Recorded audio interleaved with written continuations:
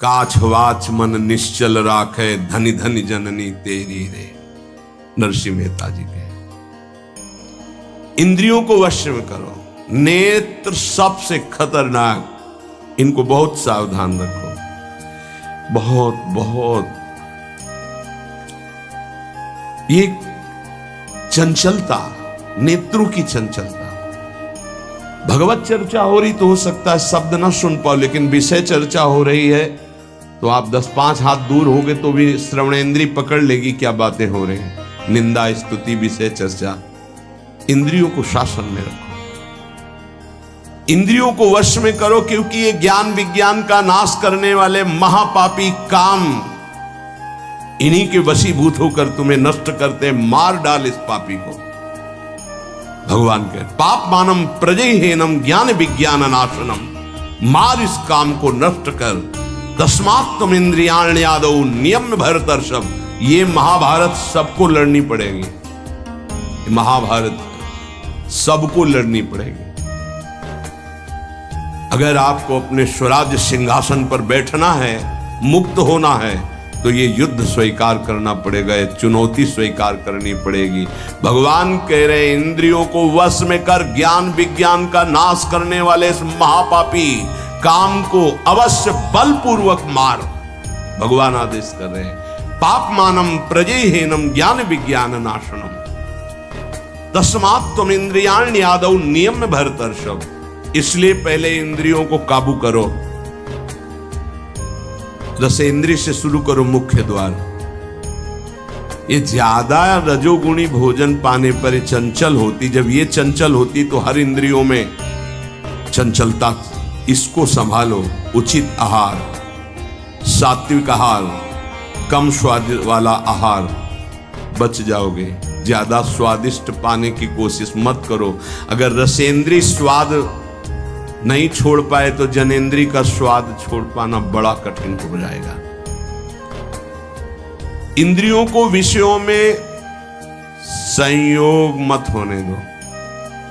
भोग बुद्धि से प्रवृत्त ना करो। केवल जीवन निर्वाह बुद्धि से प्राण पोषण के लिए पहले यहीं से शुरुआत करो। रसेंद्रिय से प्राण पोषण के लिए अन्न जा रहा है, स्वाद के लिए नहीं। आप नहीं हो भोक्ता, ये रसेंद्रिय का है। इतनी जबान में रखी गई पूरी बात। यहां के नीचे कोई मतलब नहीं है क्या जा रहा है, इससे यहां कोई स्वाद नहीं। बस ये 2 अंगुल 3 अंगुल का खेल है। इसे क्या गुलाब जामुन है या क्या, बस ये जहां अंदर गए ना तो फिर और कुछ मांगे होने लगेंगी। रसेंद्रिय से स्वाद। अब अगर जरा सा नमक कम हुआ तो हल्ला मचाने लगे, नमक लाओ थोड़ा कम है। भैया किसके लिए स्वाद बना। कभी कभी तो मनाओ कि नमक डालना भूल जाए, फिर देखे कैसा लगता है। कभी कभी बिना स्वाद के भी भोजन पाना चाहिए। हाँ, ऐसा करो। मन चंचलता रहित हो जाए, इसके लिए सात्विक भोजन करो। अच्छे अच्छे पदार्थ इसको दिखा दो। हाँ, जैसे आज साधु सेवा भंडारा ऐसे जैसे होता है, कभी ऐसा उत्सव आदि में दिखा गुलाब जामुन। जब परोसने आवे तो क्यों आज थोड़ा उधर ऐसे बस दिखा, और वो जले गए। हाँ बोल दो अंदर से। हाँ, गरम गरम धुआं उठता हुआ समोसा, हरी चटनी, लाल चटनी और वो सेवई नमक वाली। हाँ ऐसे। अब ये खा के तुम ध्यान करोगे किसका? अब ये निर्णय तुम करो। ये चीजें खा के तुम ध्यान करोगे, प्रभु का तो ध्यान होने वाला नहीं। सात्विक भोजन पाने से हमारे अंदर भजन की वृत्ति बढ़ती है, और रजोगुणी तमोगुणी भोजन पाने से भोग वासना बढ़ती है, निद्रा प्रमाद स्थिति आती है। बिल्कुल सच्ची बात समझो, ये 3 गुणों से हर सामग्री बनी हुई। इसीलिए संतों ने निर्णय किया आप ये पा सकते हैं, ये पा सकते हैं, ये पा सकते हैं। खूब अनुभूति विषय है, इसलिए मना किया गया। आप ये नहीं पाएंगे। क्यों नहीं, भगवान ने तो सब कुछ बनाया है पाने के लिए, तो पाने के लिए भी बनाया है, तो फिर और व्यवस्था भी भगवान ने बनाई है। रौरव नरक, अंधतामिस्त नरक, ये भी भगवान ने बनाए हैं, तो इनका भी स्वाद आप लीजिए। सावधान शतोगुणी भोजन संयम पूर्वक पाइए, नाम जप करते हुए, और इतना कि बस लगे कि हाँ, थोड़ा वजन लगने लगे कि हाँ हो गया, बंद कर दो, शाम के फिर पा लेना। कोई तुम्हें तो ये है नहीं कि पता नहीं मिले कि ना मिले, कै दिन मिले कै दिन ना मिले, उसमें होता है कि अब जो मिला है डाल लो, पता नहीं कै दिन बाद मिले। आप लोगों को तो एक मिलता है, तो संयम में आपके प्रयास व्यवस्था श्री जी ने सबकी कर दी। तो संयम से आहार, और अच्छे पदार्थ ना लो तो अच्छा है, अगर लो तो बहुत कम लो, थोड़ा। खीर हटाओ और सब कुछ अब पीने दो, तो वो मन, खीर में नुकसान नहीं है, गुलाब जामुन में नुकसान नहीं, वो जो मन को बढ़ावा मिला रसेंद्री के द्वारा, अब वो इतने में तृप्त नहीं रहेगा, वो और इंद्री को लेकर के भ्रमण करवाएगा हमको। और जब इसको मारना, जैसे मन हमसे गलती करवा देता है तो क्या, खाओ गाल में मारो, तो त्वगेंद्री पिट रही, उससे क्या होना है। इसको कैसे मारा जाए, इसको ऐसे मारा जाता है, ऐसे। जैसे गुलाब जामुन, भैया आज हमारा पेट दर्द कर रहा है, वो कहेगा नहीं, कहो नहीं नहीं, बिल्कुल नहीं कहेंगे। वो जो मन को पीड़ा हो रही, अब वो पिटाई हो रही। साधक मन को बहुत दुलार करता, पीट नहीं पाता। इसको पीटना सीखो, बहुत जल्दी ठीक हो जाएगा। ये कहता है आज ये देख ले, हाँ हाँ बढ़िया, चलो चतुरासी जी शुरू करते हैं। वो कहेगा नहीं नहीं, चतुरासी जी शुरू कर। उसको मारना है तो उसके विपरीत चलना पड़ेगा। साधक से गलती होती, मन को मारना है और वो मारता और किसी को है। आज ये नहीं कहे, आज ये नहीं, आज ऐसे नहीं, आज अच्छा मान लो आप परिक्रमा दे आए, तो शरीर को पीड़ा पहुंच रही, मन को कोई फर्क नहीं पड़ रहा। मन जिसको चाह रहा है वो चीज उसको ना दो तो उसको पीड़ा होती है, और उस पीड़ा को आप अपनी मान लेते हैं, इसलिए दुलार करते हैं। इस रहस्य को समझिए, मन की पिटाई जरूरी है, और ये इतने सुरक्षित रहता है कि इसको दुलार करना होता है, पीटना होता नहीं। इसकी पिटाई है कि ये जब जो मांगे, आज ऐसे तो दिखा दिया कि हाँ देखो ये है, मिलेगा नहीं तुम्हें पाने को, वो जलन पैदा करेगा। 5 मिनट का चांस है, 1-2 बार केवल आएगा ये कि गुलाब जामुन गुलाब जामुन, फिर बाद में तो मिलना। और रोज कौन मिलता है, हाँ नहीं कोई बात नहीं है, धैर्य रखिए। और अगर वहां सब कुछ बना हुआ साथ में केवल खिचड़ी, तो खिचड़ी परोसा लीजिए, वो जलेगा, आप देख लेना वो जलेगा। ऐसा क्यों कर रहे हो, इसलिए कर रहे हैं कि हमें श्री जी चाहिए। बदमाश, तुझे हम जो दे, फिर इसके बाद हमसे और मांग करेगा।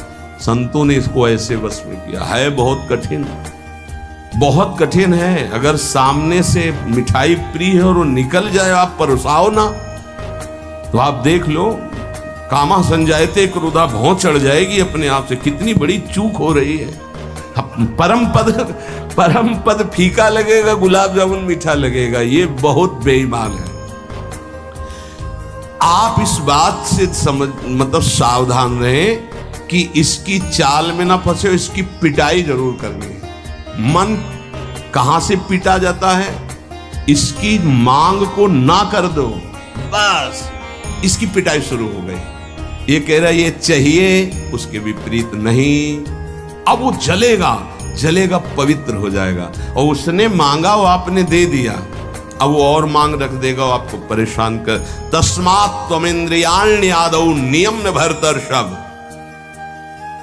हे अर्जुन, ये राग पूर्वक जब किसी वस्तु को पाता। अच्छा, और दूसरा उपाय, गुलाब जामुन पाना है या 5 गुलाब जामुन लेना, थोड़ा नमक ले आना और साथ हे, वो कहेगा नहीं नहीं, नमक गुलाब जामुन पाना, मिला लिया, अच्छे से नमक मिला लिया, गुलाब नहीं नहीं, पाओ ना गुलाब जामुन। ये उसकी मार है, पर ऐसा साधक मारना नहीं चाहता।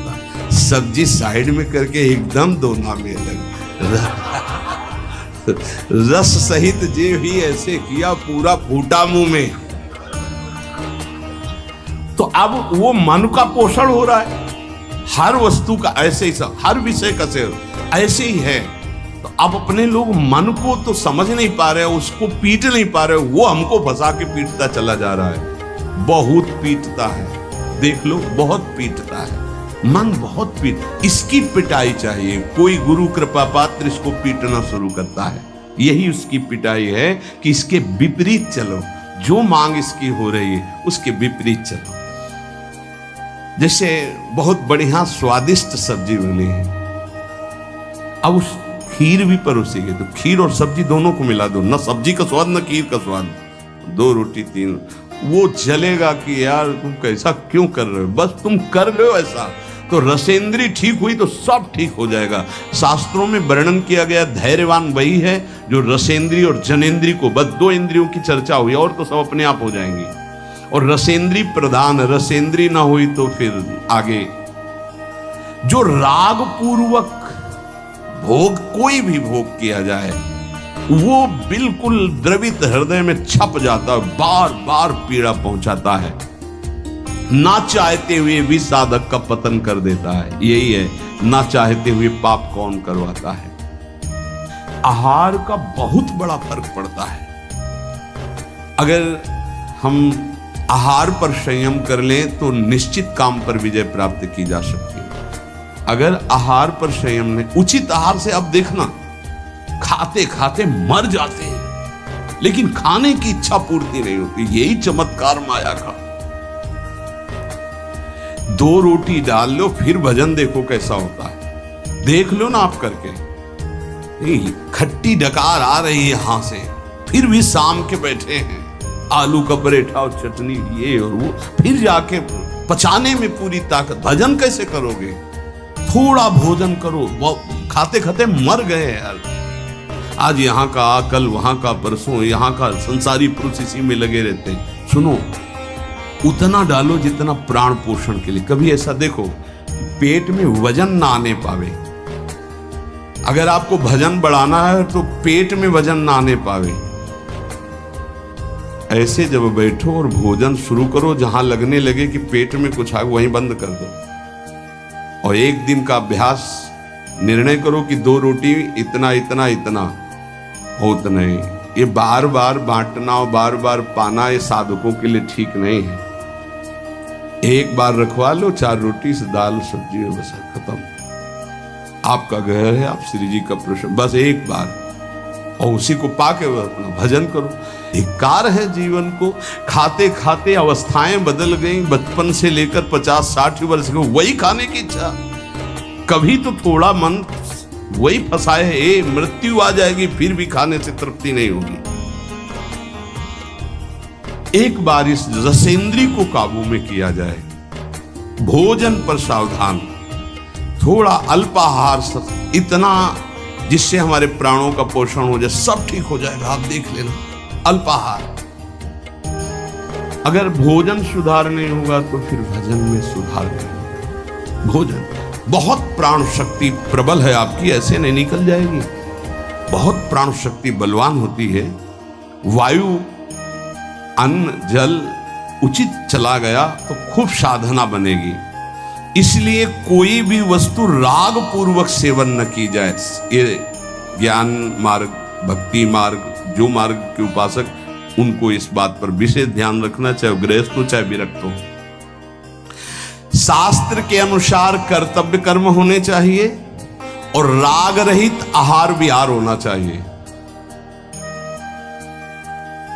पूज्य श्री पंडित गया प्रसाद जी के शिष्य मास्टर बाबा, उनके पास जितने साधक रहते थे तो उनकी सब्जी में नमक नहीं, खीर में चीनी नहीं, ऐसे ही उल्टा सीधा बनता था। तो जानते हो कैसे साधक रहते थे? 2-4, जब दंडोती परिक्रमा लगा रहे थे तब वहां गए थे 2-4 साधक। जब शाम के मिला ना तो वहां कुछ पकड़ में नहीं था कि रोटी से सब्जी पाओ तो कुछ पकड़ में आवे, या दूध और चावल मिला के रखा गया तो कुछ पकड़ में, कुछ पकड़, न मीठा न खट्टा न नमकीन न कुछ। तो भगवत धाम को प्राप्त हो चुके हैं, बहुत अच्छे महात्मा थे पूज्य श्री मास्टर बाबा जी। ये बड़े बड़े महापुरुष ऐसी चाल क्यों चलते हैं? क्योंकि वो अपनी इंद्रियों को काबू में रखना साधकों को सिखाते हैं। काम को मारने के लिए सबसे पहले इंद्रियों का नियमन करने को श्री भगवान कह रहे हैं। तस्मात् तुम इंद्रियाण्यादौ नियम्य भरतर्षभ, इनको पहले कंट्रोल में करो। कान से भगवत वार्ता, अच्छी वार्ता सुनो। नेत्रों से अगर कहीं एक बार कोई ऐसा दृश्य उपस्थित हो जाए प्रकृति में, तो प्रणाम करके दोबारा नेत्र मत पहुंचाओ। जहां आकर्षण हो वहां बार बार नेत्र मत पहुंचाओ। वाणी से कभी अश्लील संभाषण, गंदी बातें मत करो। खान पान संभालो, इंद्रियों को संभालो, ठीक हो जाएगा। जब तक साधक इंद्रियों को संभालता नहीं, तब तक उसकी दृष्टि भगवान की तरफ न रहकर भोगों की तरफ होगी। आज ये अच्छा, और पहले ही से संकल्प मन बना लिए इसी में, तो ये ज्यादा नहीं तो ऐसा है कि आप जो चाहो जितना ले सकते हो। हाँ हाँ, खुली छूट है। इंतजार हो रहा कब वो 11 बजे, कब 12 बजे। ये संकल्प विकल्प को मारना है। कभी कभी ऐसा कर लिया करो, ज्यादा मन तैयार हो गया ना कि आज तो उत्सव है, बहुत गोल कर दिया, आज उपवास करेंगे। सब मत करना, नहीं तो गड़बड़ हो जाएगी। अलग अलग उत्सव में एक एक दो दो आज नहीं पाएंगे, आज भूखे रह करके रहे। फिर आप देखो, जो आपको मन जलन पहुंचाएगा वही मन को अधीन करने के बिना इसके अधीन नहीं होने वाला। ये भी बात समझ लीजिए, यहीं से अधीन किया जाता है। जैसे अपने लोग अब सावन भर केवल गंगा जल पीते हैं, जो भगवान शिव की उपासना गंगा के सावन, खूब आराम से 2 4 5 दिन शिथिलता होती है, इसके बाद वो शरीर उसी ढांचे में ढलने लगता है। और गंगा जी में सब सामर्थ्य विराजमान है। सही, कभी हम अपने शरीर को शक्तिहीन अनुभव नहीं किया। गंगा जल में इतना पावर विराजमान है, ऐसे पदार्थ विराजमान है। उस समय जब गंगा जल ही केवल है, बहुत सामर्थ्य उसमें। कभी ऐसा नहीं लगा, जब गंगा जल पीते थे तो लगता साक्षात माँ का दूध पी रहे हैं। एक विशाल अंदर से उत्साह प्रकट होता था। 2 4 दिन के बाद शिथिलता खत्म हो जाती है और वो शरीर पचाने लगता है। जो अन्न की मांग करता है वो धीरे धीरे शांत होने लगता है। मनुष्य की प्रवृत्ति इंद्रियों की मांग को पूरी करने में है। आज तो घर में नहीं, आज चलते हैं होटल में खाएंगे। यहाँ के नहीं, गाड़ी में बैठे आज छठी करा वाले होटल। ये क्या है आज वहां, ये है क्या? अरे बोले जिंदगी का यही तो लाभ है। तो भैया ये जिंदगी का लाभ नहीं है, ये जिंदगी के लाभ को नष्ट करने वाली हानि है। शतोगुणी सात्विक भोजन बना के भगवान को अर्पित करके प्राणों का पोषण करो। वहां जा करके कौन किस भाव से बना रहा है, कैसी अपवित्रता या पवित्रता है, बहुत सावधान। सबसे पहले काम इंद्रियों को फंसाता है, जिससे उसमें विषय की कामना होती। फिर काम मन को अधीन करता है, फिर बुद्धि को अधीन करता है, और ये सब 1 सेकंड के कम हिस्से में हो जाएगा। एकदम फैल गया कि तुम्हें विचार करने का अवसर नहीं मिला। परंतु जो साधक इंद्रियों की कामनाओं में ही ब्रेक लगा दिया, भगवान कह रहे हैं, वो भावपूर्वक कर्तव्य का चिंतन करता है। नहीं, ऐसे साधक को शीघ्र भगवत प्राप्ति हो जाती है। ध्यान दीजिए, सबसे पहले इंद्रियों में ही काम पैदा होता है और विषय को विषय आकर्षण करता है। और विषय जब कामना पैदा होती तो विषय कर्म करने की चेष्टा होती, कोई भी कामना किसी भी इंद्रिय की। और जो विषय कर्म में फंस जाता है उसका पतन हो जाता है। और जो उपासक इंद्रियों की चाह को, कामना को पूर्ण नहीं होने देता, वो उसको कर्तव्य का बोध होता रहता है। जो अपने कर्तव्य का बोध करता है, मेरा कर्तव्य क्या है, वो शीघ्र ही अपना उद्धार करने में समर्थ हो जाता है, भगवत प्राप्त हो जाता है। एनम ज्ञान विज्ञान नाशनम, ये ज्ञान विज्ञान का नाश करने वाला काम है। तुम्हारा कितना भी अनुभव ढक देगा, कितना भी बुद्धि आपकी प्रवीण हो, बड़े बड़े जवाब देने वालों को लाजवाब कर देता है। ऐसा है, काम ऐसा है कि बहुत जवाब देने वाले को जवाब रहित कर देता है। उसका उत्तर नहीं दे पाओगे जब काम तुम्हारे अंदर प्रश्न करेगा। विज्ञान अनुभव साधना का सब ढक देगा, ज्ञान विज्ञान दोनों को। तत्व ज्ञान का यहां बात नहीं है कि ज्ञानी का शब्द है शास्त्र ज्ञानी से, बोध संपन्न महापुरुष से नहीं स्वात्मा रामम विषय मृग तृष्णाम भ्रमयति। यहां भक्त जो अभी साधन काल में है, प्रेमी भक्त के नहीं, दो को कोई परास्ती नहीं कर सकता। प्रेम लक्षणा भक्ति से युक्त महापुरुष और तत्वबोध महापुरुष, ये ज्ञानी शास्त्र ज्ञानी, और ये भक्त अभी साधन मार्ग का। कामना संपूर्ण पापों की जड़ है, पाप मानम ही प्रजय, इसलिए कामना उत्पन्न होते ही पाप क्रिया में रुचि हो जाती है। आगे चल करके वो इतना अंधा हो जाता है कि सत मार्ग छोड़ करके पाप कर्म में ही लग जाता है। बहुत बहुत डरावना विषय, बहुत भयावह विषय है।